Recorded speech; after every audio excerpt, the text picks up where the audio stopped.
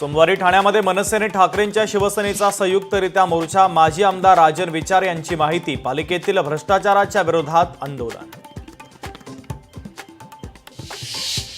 उपायुक्त शंकर पाटोळेंचा ठाणे सत्र न्यायालयाने जामीन अर्ज फेटाळला। न्यायाधीश एस शिंदे यांनी जामीन अर्ज फेटाळला। शंकर पाटोळेंसह इतर 2 सहकाऱ्यांच्या अडचणीमध्ये वाढ। दीपावलीची खरेदी फक्त हिंदूंकडूनच करा, दिवाळी खरेदीचा नफा फक्त हिंदूंनाच मिळायला हवा, आमदार संग्राम जगताप यांचे हिंदू आक्रोश मोर्चामध्ये विधान।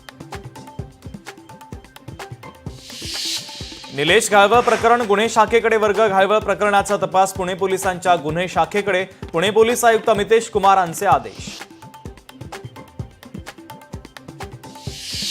अकोल्यातील 2 तालुके शासकीय मदतीतून वगळले, नैसर्गिक आपत्ती विभागाच्या चुकीमुळे तालुके वगळले, तर पॅकेजमध्ये 2 तालुक्यांचा समावेश करण्यासाठी क्रांतिकारी संघटनेचं जिल्हाधिकाऱ्यांना निवेदन। कोल्हापूर शहरामध्ये पडलेल्या खड्ड्यांमुळे हवेत धुळीचं साम्राज्य, नाकातोंडामध्ये धूळ गेल्यानं नागरिक हैराण, महापालिकेच्या दारामध्ये धूळ फेकत आम आदमी पक्षानं नोंदवला निषेध। सांगलीमध्ये 1,77,00,000च्या बनावट नोटा जप्त, सांगली पोलिसांकडून 5 जणांना अटक, तर अटक केलेल्यांमध्ये कोल्हापूरच्या एका पोलिसाचाही समावेश।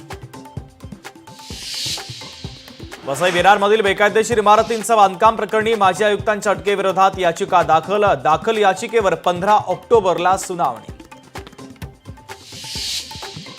राज्य उत्पादन शुल्क विभागाच्या पथकाची मोठी कारवाई, विक्रीसाठी आणलेल्या विदेशी मद्याचं वाहन असा सुमारे 24 लाखांचा मुद्देमाल केला जप्त।